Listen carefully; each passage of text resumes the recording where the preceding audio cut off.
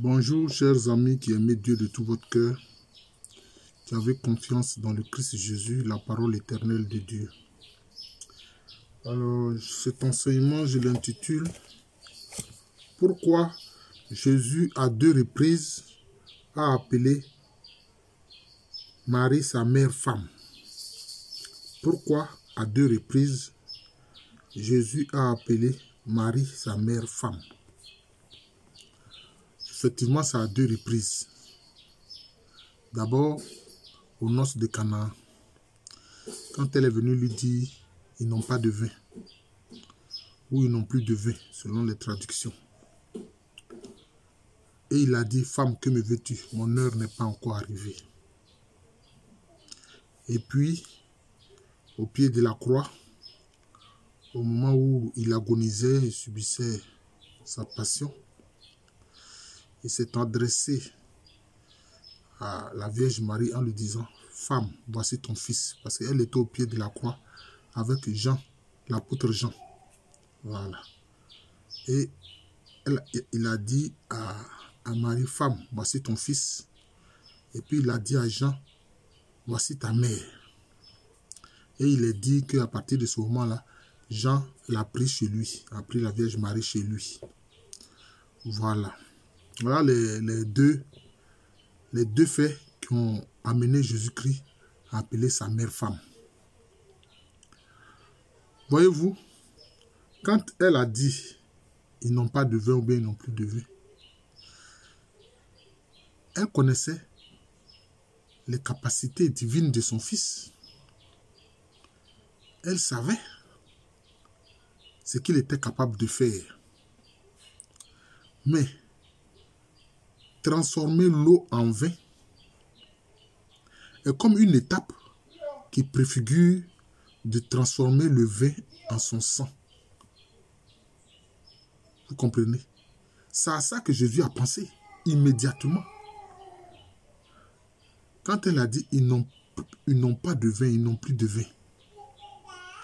Bon, pourquoi est-ce que Marie dit ça? Hein? Pourquoi est-ce que Marie dit ça?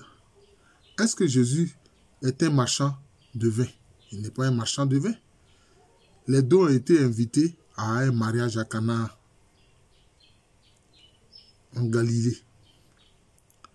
Maintenant, il n'y a plus de vin. Les gens ont suffisamment bu, il n'y a plus de vin, c'est terminé. Elle vient dire, ah, ils n'ont pas de vin. Il lui a dit, femme, que me veux-tu? Mon heure n'est pas encore arrivée. Alors, il y a certains qui ne comprennent pas. Jésus, là, il est très bien élevé. Voilà. Il est très bien élevé. Ce n'est pas de l'impolitesse. Pourquoi? Parce que Marie elle-même, elle pensait à quoi en lui disant ça? Parce qu'elle savait qu'il pouvait faire quelque chose. Vous comprenez? Elle savait qu'il pouvait faire quelque chose. Et toujours dans cette espérance, qu'est-ce qu'elle fait? Elle dit, elle lui dit, faites tout ce qu'il vous dira. Faites tout ce qu'il vous dira. Faites tout ce qu'il vous dira. Et finalement, le Seigneur a accepté de faire ce que sa maman voulait. Il a fait remplir d'eau des jarres qui étaient là. Et puis il a dit, puisez, allez donner ça au maître, enfin, celui qui est chargé de la nourriture et de la boisson. Vous voyez? Et puis l'eau a été transformée en vin. L'eau a été transformée en vin. Le vin qui est là, qu'est-ce que cela aurait pu être? Cela aurait pu être comme le jeudi saint, hein, le jour de la Sainte Seine. Qu'est-ce qu'il a fait? Il a transformé le vin en son sang. Parce que le jour de la Sainte Seine, c'est ce qu'il a dit. Il dit, prenez et buvez-en tous. Car ceci est la coupe de mon sang, le sang de l'alliance nouvelle et éternelle, qui sera versé pour vous et pour la multitude en rémission des péchés. Vous ferez cela en mémoire de moi. Donc, c'est à ça que Jésus a pensé. C'est à ce moment-là que Jésus a pensé. C'est pour ça qu'il a dit, femme, mon heure n'est pas encore arrivée. Et vous remarquerez que chaque fois que Jésus parle de son heure, il parle de sa mort. Chaque fois qu'il parle de son heure, il parle de sa mort. C'est ça. Vous voyez? Il parle de sa passion. Il parle de sa mort. Vous voyez? Oh, c'est un moment douloureux. Oh, quand il est à Cana, c'est à peine s'il commence maintenant son ministère. Vous voyez? C'est à peine il est dit que quand il a fait ça, ben, ses disciples ont cru en lui. Ses disciples ont cru en lui. Donc, il venait à peine de commencer. Il venait à peine de commencer son ministère. Voilà. Mais de ce ministère, c'est comme si la Vierge Marie l'a amené un peu précipitamment à montrer ses capacités spirituelles. Vous comprenez, ses capacités spirituelles. Voilà. Ceux qui ont puisé l'eau, hein, qui ont rempli les jarres, et ils savent qui a transformé cette eau-là en vin. Vous voyez, c'est cela. C'est comme s'il dit, ah, femme, ce que tu veux m'amener à faire, c'est déjà des prémices de la situation douloureuse que je veux vivre. C'est pourquoi je suis venu sur terre. Vous vous rappelez son agonie, quand il a dit, Père, mais c'est pour ce moment que je suis venu. C'est pour ça que je suis venu. Hein? C'est cela. Et chaque fois, il a dit, mais la coupe que mon père m'étend, est-ce que je ne la boirai pas? Je vais la boire. Donc, c'est à ça qu'il a pensé. Maintenant, quand il dit femme,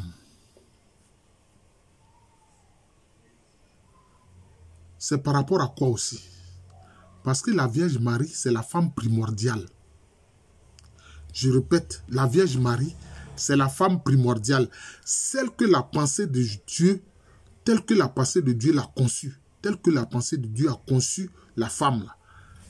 C'est Marie qui correspond à ça. Vous voyez? C'est Marie qui correspond à ça. La femme qui est toute obéissante à Dieu, qui est au service de Dieu. C'est celle-là la femme, telle que conçue par Dieu. C'est pour ça que Marie même a dit qu'elle est l'humble servante du Seigneur. Hein? Elle a dit, je suis l'humble servante du Seigneur. Que tout ce que tu m'as dit là m'arrive. Par rapport à ce que tu as dit, notamment par rapport au message de l'ange pour l'incarnation de la parole éternelle de Dieu. Donc, c'est la femme primordiale. Quand Dieu dit femme là, ça à Marie, il pense. Voilà. Hein, comme on dirait en Côte d'Ivoire, femme, ce n'est pas femme. Non, non, non. Pour Dieu, la femme véritable, c'est celle, c'est Marie, c'est la Vierge Marie. Vous voyez. Mais aussi, il y a aussi les femmes qui essaient d'imiter Marie. Bon, elles ne sont pas la femme primordiale comme Marie l'est, mais elles sont les femmes qui essaient d'imiter Marie. Vous voyez. Hein? Quand Jésus est ressuscité et que Marie-Élisabeth était là, non loin du lieu de sépulture de Jésus, hein, et elle pleurait, et elle a pris Jésus pour le jardinier. Jésus lui a demandé, mais femme, pourquoi pleures-tu? Là encore, il a dit, femme, pourquoi pleures-tu? En s'adressant à Marie-Madeleine, Marie de Magdala. Parce qu'elle aussi, sauvée, guérie et sauvée par le Christ l'a libérée de 7 démons. Elle est devenue une femme de foi. Et elle avait un grand amour pour le Seigneur Jésus-Christ. Elle a dit même, montrez-moi où vous l'avez mis, j'irai le prendre, j'irai le chercher. Hein? Vous comprenez?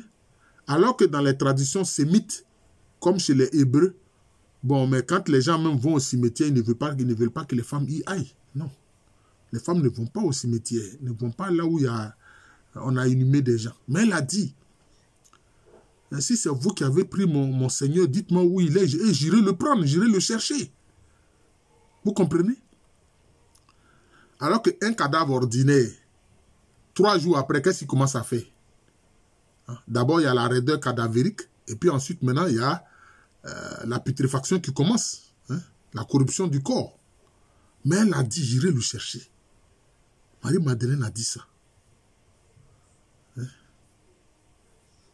Et puis après, maintenant, le Seigneur Jésus a dit, mais Marie, Et alors, elle a bien regardé, elle s'est rendue compte que c'est le Seigneur Jésus-Christ. Alors, elle a commencé vous voyez, elle avait un grand amour pour lui, elle a commencé à le retenir. Il a dit, non, ne me retiens pas, parce que je ne suis pas monté vers mon Père et votre Père. Va dire à mes frères que je suis ressuscité, que je les précède en Galilée. Vous comprenez? Donc, c'est ça. Dans l'esprit de Dieu, dans l'esprit du Christ Jésus, qui est Dieu et homme, la femme, c'est la femme qui est totalement obéissante à Dieu, qui est la servante de Dieu, qui fait tout ce que Dieu lui demande, qui fait tout ce que Dieu attend d'elle. C'est de ça qu'il s'agit. Mais est-ce qu'il ne connaît pas Marie-Madeleine? Pourquoi à cet instant-là, il a dit, femme, pourquoi pleures-tu? Il aurait pu directement dire, mais Marie-Madeleine, pourquoi pleures-tu?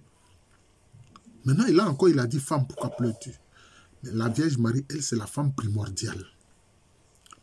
La femme telle que conçue, la femme parfaite telle que conçue dans l'Esprit de Dieu.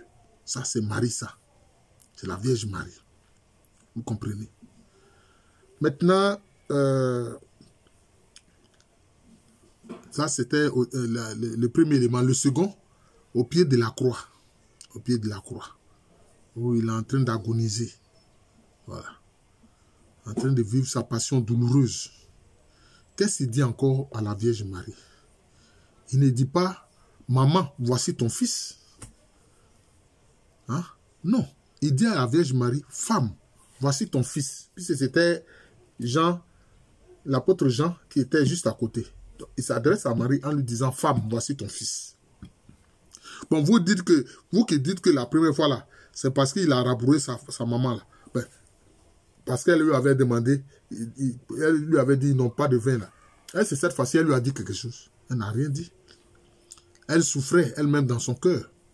Son cœur immaculé était déchiré par la douleur par rapport à la prophétie que le vieillard Siméon a fait. Il dit, toi, une épée te transpercera le cœur. Voilà. C'était l'accomplissement de la prophétie de Siméon en ce moment-là. Vous voyez. Mais là encore, s'adressant à Marie, qu'est-ce qu'il a dit? Il a dit, femme, voici ton fils. Et il a dit à Jean, fils, voici ta mère. Bon, pourquoi là encore il n'a pas dit Jean? Et il aurait pu dire Jean, puisqu'il le connaît. C'est son apôtre, c'est son disciple. Mais là, s'adressant à lui, il a dit, fils, voici ta mère. Voilà.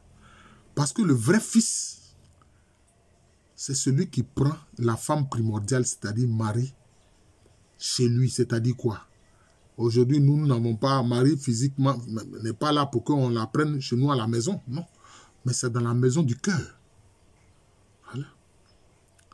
C'est dans la maison de notre cœur. C'est dans notre cœur que nous accueillons Marie comme mère. C'est ça. Si tu es fils, tu accueilles Marie, la Vierge Marie, comme ta mère, dans ton cœur. Voilà. Voilà les deux raisons pour lesquelles Jésus, à deux reprises, s'est adressé à sa maman, la Vierge Marie, en disant femme. Voilà, femme. C'est cela.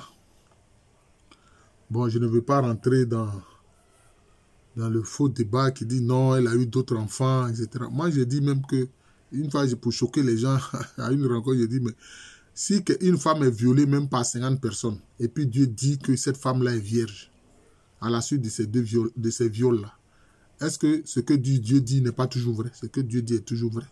Parce que qu'est-ce qui fait que la femme est vierge? C'est l'hymen là, qui couvre son organe sexuel. Est-ce que Dieu ne peut pas faire repousser l'hymen sur l'organe sexuel de la femme? Il peut le faire. Il a tous les pouvoirs, il est omniscient. Vous comprenez? Donc j'ai dit que ça c'est un faux débat. Voilà, c'est un faux débat. Et puis, ici, elle avait d'autres fils. Mais pourquoi est-ce que c'est à Jean que le Seigneur Jésus-Christ confie la Vierge Marie? À ce moment crucial où il sait qu'il va mourir. Où il est en train de mourir d'ailleurs. Vous comprenez? Donc c'est ça. C'est ça. C'est la femme primordiale. C'est la femme telle que Dieu l'a conçue. C'est la femme parfaite. Voilà. C'est la femme parfaite. Donc, de toute l'histoire de l'humanité, les femmes qui vont faire l'effort, enfin, qui vont essayer d'imiter Marie en étant des humbles servantes aussi du Seigneur. Ceux-là, ce sont les femmes hein, à la suite de la Vierge Marie. Voilà. C'est comme ça. Ce sont des copies conformes, si vous voulez, de ce qu'est la femme véritable, la femme primordiale, la Vierge Marie. C'est ce qu'il faut comprendre. Voilà. Je vous remercie. Je suis le frère Jean de l'amour de Jésus. C'est mon nom spirituel. Et à l'état civil, je suis le professeur Alou Komereni. Merci encore. Joyeux dimanche à vous.